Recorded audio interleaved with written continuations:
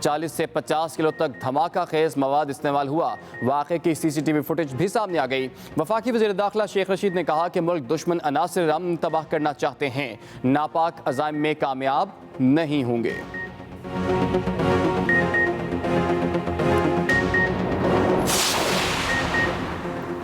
वज़ीर-ए-आज़म इमरान खान का कोयटा में बुज़दिलाना दहशतगर्दी के वाक़े पर अफसोस का इजहार। ट्वीट में कहा, दहशतगर्दों को दोबारा सर उठाने नहीं देंगे, अंदरूनी और बैरूनी खतरात से निपटने के लिए तैयार हैं। कौम ने दहशतगर्दी को शिकस्त देने के लिए अजीम कुर्बानियाँ दी। वाक़े के हर पहलू से तफ्तीश करें और मामले की तह तक पहुँचें। वज़ीर-ए-आज़म की वज़ारत दाखिला को हिदायत। इस्लामाबाद से कुछ लोगों ने कॉन्टेक्ट किया, यकीन दहानी कराई कि ग्रुप की मुलाकात प्राइम मिनिस्टर साहब के साथ चंद दिनों में हो जाएगी। तो यह है कि ये मुलाकात अनकरीब हो जाएगी हमारे पूरे ग्रुप की प्राइम मिनिस्टर इमरान खान। कोई कमेटी में हमसे किसी ने रब्ता नहीं किया, ना हम रब्ता करेंगे।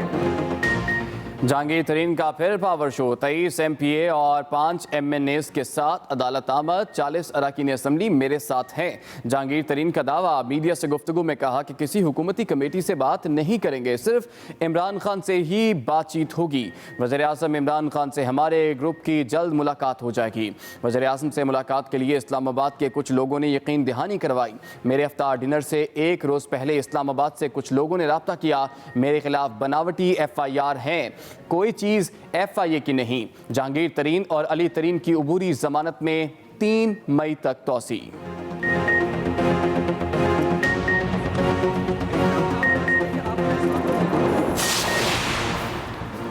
लीगी रहनुमा शाहिद खाकान अब्बासी का स्पीकर कौमी असम्बली से माफ़ी मांगने से इनकार।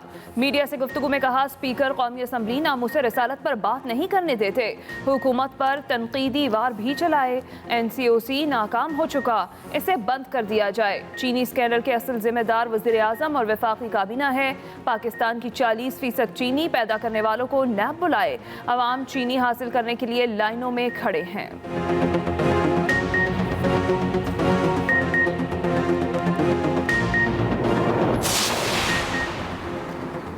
नून लीग की लीडरशिप इखलाकी तौर पर दिवालिया है। उन्हें बड़े से बड़ा झूठ भी आसानी से कहने पर मलका हासिल है।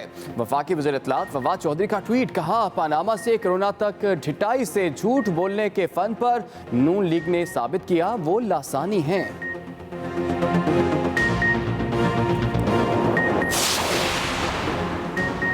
PDM मुल्क में अदम इस्तेहकाम चाहती थी, लेकिन खुद टूट फूट चुकी। अपोजिशन की मनफी सियासत को अवाम ने मुस्तरद कर दिया। इंतशार की सियासत अपनी मौत आप मर चुकी। वज़ीर आला पंजाब उस्मान बुज़दार की वफाकी वज़ीर गुलाम सरवर से मुलाकात में गुफ्तगू, कहा, अफरा तफरी की सियासत का जवाब अवाम की खिदमत से दिया। पै दर पै नाकामियों के बाद मुखालिफिन को नोश्ता दीवार पढ़ लेना चाहिए। मुल्क में कोरोना से सूरत हाल संगीन। मजीद 98 अफराद जाम बहक, 5857 नए केसेस भी रिपोर्ट। कोरोना मुस्बत केसेस की शरह 10.16 पर जा पहुंची। फाल केसेस की तादाद 84,935 हो गई। दूसरी तरफ NCOC कोरोना के बढ़ते केसेस पर कल मजीद पाबंदियां लगाएगा। उधर कराची के जिला वस्ती के 3 टाउन्स के मुख्तलिफ इलाकों में 5 मई तक स्मार्ट लॉकडाउन का निफाज।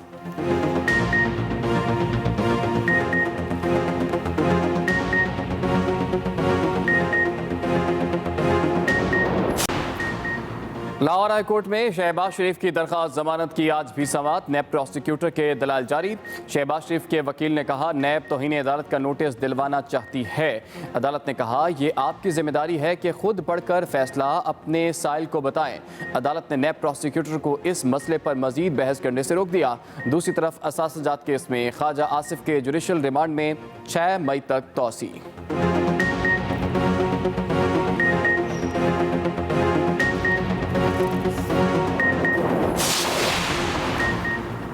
चीनी स्कैंडल में नैब इन एक्शन। सूबाई वजीर पंजाब मोहसिन लगारी भी नैब रडार पर आ गए। जराये के मुताबिक मोहसिन लगारी को 4 मई को नैब रावलपिंडी ऑफिस तलब कर लिया गया। नैब साबिक सूबाई वजीर खुराक समीउल्लाह चौधरी और मियां असलम को भी तलब कर चुका है।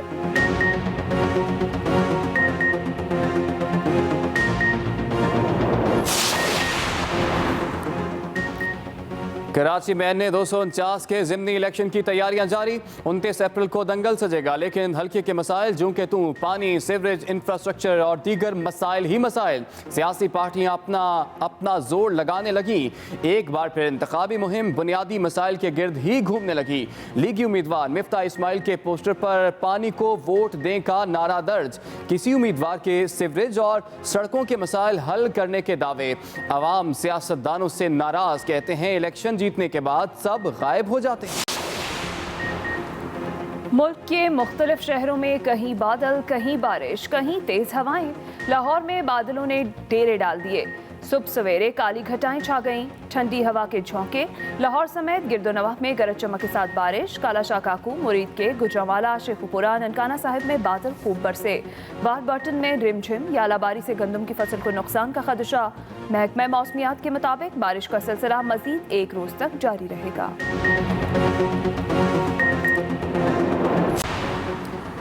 भारत ने फिर एक मासूम परिंदे कबूतर को जासूस करार दे दिया। भारतीय बॉर्डर सिक्योरिटी फोर्सेस का पाकिस्तानी जासूस कबूतर पकड़ने का मुज़्ज़िका खेज दावा। बीएसएफ ने पाक भारत सरहद के करीब से पकड़े गए कबूतर को अमृतसर की मकामी पुलिस के हवाले कर दिया। कबूतर के खिलाफ FIR दर्ज करने का मुतालिबा भी कर दिया।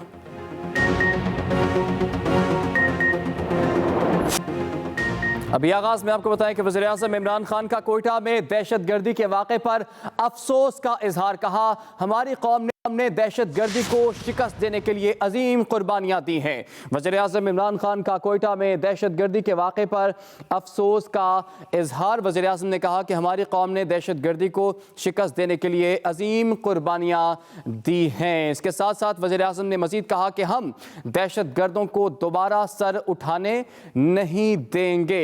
अहम खबर आप तक पहुंचा रहे हैं। वज़ीर-ए-आज़म ने कहा कि अंदरूनी और बैरूनी खतरात से निपटने के लिए हम तैयार हैं। वज़ीर-ए-आज़म इमरान खान ने इसकी मजम्मत की। कोयटा धमाके की तहकीकात जारी है। मुकदमा CTD थाने में दर्ज कर लिया गया है। वज़ीर-ए-आज़म इमरान खान का कोयटा में दहशतगर्दी के वाक़े पर अफसोस का इजहार। वज़ीर-ए-आज़म ने कहा कि हमारी कौम ने दहशतगर्दी को शिकस्त देने के लिए अजीम कुर्बानियाँ दी हैं। ये बताइएगा, इतना बड़ा वाक़या हो गया, रात से लेकर अब तक तहकीकात में क्या बात सामने आई है, क्या पेशरफ्त हुई? अब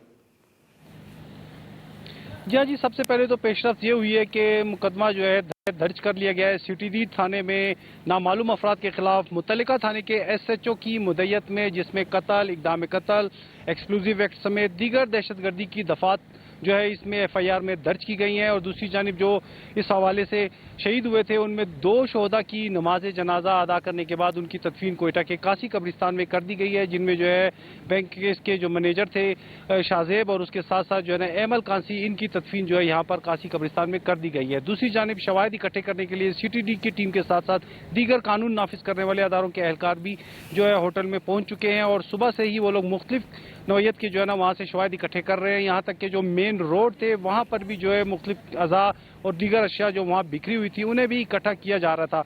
यहाँ मैं आपको ये बता दूं कि होटल को जो है गुज़िश्ता धमाके के बाद से ही रात से ही जो है मुकम्मल तौर पर कॉर्डन ऑफ करने के साथ साथ जितने लोग थे उन्हें उनके कमरों तक ही महदूद कर दिया गया है। किसी को ना बाहर आने दिया जा रहा है कमरों से, ना किसी को अंदर की जानिब जाने दिया जा रहा है। और जो होटल इंतजामिया है उनके साथ जब हमारा रब्ता हुआ तो उनका ये कहना था कि तमाम होटल को उन्होंने सील कर दिया गया है और वहाँ जितने भी शवाहिद इकट्ठे करने के जो पुलिस हैं और दीगर कानून नाफिज करने वाले अदारों के एहलकार है वो वहाँ पर पहुँच चुके हैं। दूसरी जानिब जो होटल के इंतजामिया है उनकी जानिब से यही कहा जा रहा है कि जितनी भी पेशरफ्त है CCTV कैमरों की मदद से ली जा रही है, क्योंकि जितने लोग थे अफ्तारी के बाद जब उनकी ड्यूटी चेंज हो रही थी, जो गार्ड आए थे जिन्होंने गाड़ियों को चेक करना था और गाड़ियों को किस तरह से अंदर आने देना था, उस हवाले से भी जिली इंतजामिया के साथ साथ जो उनके अपने हुकाम है, बैंक के जितने इंतजाम है, वो लोग भी वहाँ पर पहुँच चुके हैं और बाकायदा तौर पर होटल के साथ साथ अमले के साथ पुलिस के एहलकार भी उनसे इस हवाले से तमाम पेशरफ्त कर रहे हैं। जी ठीक है, बहुत शुक्रिया मोहम्मद अकरम, आपने हमें तफसीलात से आगाह किया। जहांगीर तरीन की फिर अरकान असम्बली के हमरा अदालत आमद, कहते हैं कि सिर्फ वज़ीर-ए-आज़म से ही मुलाकात करेंगे। इस्लामाबाद से कुछ लोगों ने राब्ता कर लिया। जहांगीर तरीन का पावर शो, 23 MPAs और 5 MNAs के साथ अदालत आमद। मीडिया से गुफ्तगू में कहा 40 अरकान असेंबली उनके साथ हैं, किसी हुकूमती कमेटी से बात नहीं करेंगे। इस्लामाबाद से कुछ लोगों ने कॉन्टेक्ट किया और मुझसे उन्होंने एश्योरेंस दी, यानी यकीन दहानी कराई कि आपकी मेरे साथ आपके ग्रुप की मुलाकात प्राइम मिनिस्टर साहब के साथ इसी हफ्ते में या कुछ चंद दिनों में हो जाएगी। और रिक्वेस्ट ये आपसे कि आप इस तारीख को पोस्टपोन कर दें, आगे कर दें। तो यह है कि ये मुलाकात अनकरीब हो जाएगी हमारे पूरे ग्रुप की प्राइम मिनिस्टर इमरान खान। तहरीक इंसाफ के रुकने पंजाब असेंबली नौमान लंगड़ियाल ने कहा कि वज़ीर आला पंजाब ने जहांगीर तरीन का मामला हल करवाने की यकीन दहानी करवाई। जहांगीर खान तरीन साहब को विक्टिमाइज किया जा रहा है किसी वजह के बगैर। आप अगर बीच में रोल प्ले करें तो इंशाअल्लाह ताला ये क्रेडिट भी आपको मिलेगा। जिस तरह उन्होंने तरीन साहब का जिक्र किया है और उन्होंने ये कहा कि इसमें कोई शक नहीं कि जहांगीर खान तरीन साहब की बहुत ज़्यादा खिदमात है PTI के लिए। अदालत ने जहांगीर तरीन और अली तरीन की उबूरी जमानत में 3 मई तक तौसीह कर दी है। मोहम्मद हारून, एक्सप्रेस न्यूज़, लाहौर। लीगी रहनुमा शाहिद खाकान अब्बासी का स्पीकर कौमी असम्बली से मुआफ़ी मांगने से इनकार। मीडिया से गुफ्तगू में कहा स्पीकर कौमी असम्बली नामूस रसालत पर बात नहीं करने देते। लीगी रहनुमा शाहिद खाकान अब्बासी का स्पीकर कौमी असम्बली से मुआफ़ी मांगने से इनकार। कहा स्पीकर कौमी असम्बली नामूस रसालत पर बात नहीं करने देते। चीनी स्कैंडल के असल जिम्मेदार वज़ीर आज़म और वफाकी काबीना है, ये कहना था शाहिद खाकान अब्बासी का। जो हुकूमत पार्लिमान में, जो स्पीकर पार्लिमान में नामूस रसालत की बात ना करने दे, मैं सिर्फ एक ज़ात से माफ़ी मांगता हूँ, स्पीकर से, किसी और इंसान से माफ़ी नहीं मांग सकता। काबीना के इजलास होते हैं, सियासी जमातों को कलअदम किया जाता है। काबीना को पता नहीं है, ये उसका इख्तियार नहीं है, कोई कानून नहीं है। चीनी का मामला बड़ा सीधा है, कसूरवार वज़ीर आज़म और काबीना है। नायब का केस बनाए, उनको अंदर करें। वज़ीर इत्तलात फवाद चौधरी का कहना है शाहिद खाकान अब्बासी ने दुनिया का कोरोना पर काबू पाने का दावा किया है, लेकिन हमारे यहाँ केसेस बढ़ रहे हैं। जाहिर करता है कि नून लीग की लीडरशिप अखलाकी तौर पर दिवालिया है और ये बड़े से बड़ा झूठ भी आसानी से कह देते हैं। पैनामा से लेकर कोरोना तक ढिठाई से झूठ बोलने के फन पर नून लीग ने साबित किया वो लासानी है। वज़ीर आला पंजाब उस्मान बुज़दार ने वफाकी वज़ीर ग़ुलाम सरवर खान से मुलाकात की। दोनों रहनुमाओं ने कोयटा धमाके की शदीद अल्फाज में मज़म्मत की और इंसानी जानों के ज़िया पर इजहार अफसोस किया। वज़ीर आला उस्मान बुज़दार ने कहा कि दुश्मन मुल्क में अदम इस्तेहकाम पैदा करना चाहता है। कौम और सिक्योरिटी इदारों ने क़याम अमन के लिए लाजवाल कुर्बानियाँ दी हैं। अफरा तफरी की सियासत का जवाब अवाम की खिदमत से दिया है और देते रहेंगे। PDM मुल्क में अदम इस्तेहकाम चाहती थी, लेकिन खुद टूट फूट चुकी है। गुलाम सरवर खान का कहना था कि अपोजिशन जमातों ने हसास मामलात पर भी सियासत चमकाने की नाकाम कोशिश की। तक सेमिनार से खिताब कर रहे हैं जो है वो नेगेटिव हो और वो 2.1 या 2.2% मईशत का उसके अंदर खसारा हो, यानी आप जो है जो रोज़मर्रा अपने सरकार जो चलानी है और जो डेवलपमेंट करनी है, वो तमाम ज़रूरियात जो पूरी करनी है, उसके लिए भी आपको कर्ज़े लेने पड़ रहे हों, तो बैरूनी तौर पे भी और अंदरूनी तौर के ऊपर भी जब आपकी इतने ज़्यादा हालात मुश्किल पैदा हो जाएं, तो जब तक आप स्टेबिलिटी रिस्टोर नहीं करते आप आगे नहीं चल सकते। अगर आप उस सिचुएशन के अंदर ग्रोथ करने की कोशिश करेंगे तो आपका वही असर होगा कि आपको कार्डियक अरेस्ट हो रहा हो और आप जिम जाके जो है वेट उठाने शुरू कर दें। लेकिन अब हम उस सफ़र से गुजर चुके हैं। हम $20 बिलियन सालाना खसारे से, एक्सटर्नल बैरूनी खसारे से निकल कर इस माली साल के अंदर हम एक्सटर्नल करंट अकाउंट सरप्लस में चल रहे हैं। हम 2% से ज़्यादा GDP का जो प्राइमरी हमारा बैलेंस का खसारा था, हम वहाँ से निकल के पिछले कई माह से प्राइमरी सरप्लस के ऊपर चल रहे हैं। तो एक बेडरॉक आपके पास आ गया है स्टेबिलिटी का। आपकी जो मईशत की आपने इमारत खड़ी करनी है उसकी आप समझ लें बुनियादें डल चुकी हैं। लेकिन अब सिर्फ अच्छी बुनियाद को तो उन्होंने नहीं देना। बुनियाद आप तो इसलिए डालते हैं कि उसके ऊपर अच्छी इमारत बनाई जा सके, सिर्फ बुनियाद के लिए तो नहीं बनाई जाती। इसी तरीके से macro economic stabilization for the sake of macro economic stabilization ये तो एंड नहीं है। यहाँ से आपने सफ़र शुरू करना है तरक्की का, जो बार बार इंटरप्ट हुआ है। जैसे डिप्टी चेयरमैन पहले कह रहे थे कि हमारी जो मईशत की नमू रही है वो हम सब ने देखा है कि पिछले कम से कम 30 साल से ज़्यादा हो गया यही सिलसिला होता है। 2 साल ग्रोथ होती है, करंट अकाउंट डेफिसिट बढ़ता है, एक्सटर्नल क्राइसिस क्रिएट होता है, IMF प्रोग्राम में चले जाते हैं, सीवियर मैक्रो इकोनॉमिक एडजस्टमेंट में चले जाते हैं, और ये बार बार साइकिल रिपीट होता रहा है। सिर्फ इसमें फ़र्क ये आ रहा है कि वो जो खसारे की जो साइज़ है वो बड़ा होता चला जा रहा है, और इंस्टेबिलिटी जो है, जो मैक्रो इकोनॉमिक इंस्टेबिलिटी है, उसकी जो नौयत है, बल्कि उसकी जो एक्सटेंट है वो बढ़ती चली जा रही है। जैसे वो जब हम IMF के साथ बैठे थे नेगोशिएशन करने के लिए, तो उनसे जब हम आर्ग्यू कर रहे थे कि ऑन द स्पेसिफिक मेजर्स, तो उनका आर्ग्यूमेंट वापस होता यही था कि ये सही है कि जो हम आपसे कह रहे हैं ये कभी भी पहले पाकिस्तान को करने की ज़रूरत नहीं पड़ी है, लेकिन पहले कभी आपके इतने हालात कब ख़राब हुए थे जितने आज हैं। सही कहते थे। सो अब जब कि हम इस पॉइंट पे आ गए हैं, ग्रोथ खुद ब खुद नहीं होती। चले एक टू अ सर्टेन एक्सटेंट तो ग्रोथ जो है उसका एक मोमेंटम होता है, वो हो जाएगी, लेकिन अगर आप वाकई में ग्रोथ की तरफ जाना चाहते हैं तो फिर उसके पीछे कुछ सोच की ज़रूरत है, कोई एक कोहेरेंट पॉलिसी की ज़रूरत है कि हमने ग्रोथ कैसे अचीव करनी है और वो किस किस्म की ग्रोथ होगी। एक तो पहला सवाल ज़ाहिर है ये भी होगा कि कितनी ग्रोथ जो है उसको टारगेट करना चाहिए, लेकिन उससे ज़्यादा अहम मेरे ख्याल में ये लेसर इंपॉर्टेंस का इशू है कि हम ग्रोथ 5% है, ये 6% है। ज़्यादा इंपॉर्टेंट ये है कि उस ग्रोथ की शरह नमू की नौयत क्या है, क्या वो एक्विटेबल है, क्या मुल्क के जो मुख्तलिफ माशरे के हिस्से हैं, मुल्क के मुख्तलिफ इलाके हैं, क्या सबको उस ग्रोथ का, उस तरक्की का एक जायज़ हिस्सा मिल रहा है, या वो कॉन्सेंट्रेटेड है, एक ख़ास तबका जो है उसकी बेहतरी होती चली जा रही है, और या एक ख़ास इलाका है जिसकी बेहतरी होती चली जा रही है। क्योंकि हमें ये पता है कि ये चीज़ें देर पा नहीं साबित होती। हमने 60s के अंदर देखा, इतना हाई ग्रोथ रेट हुआ और एंड रिजल्ट हमारे पास क्या आया, मुल्क 2 टुकड़े हो गया।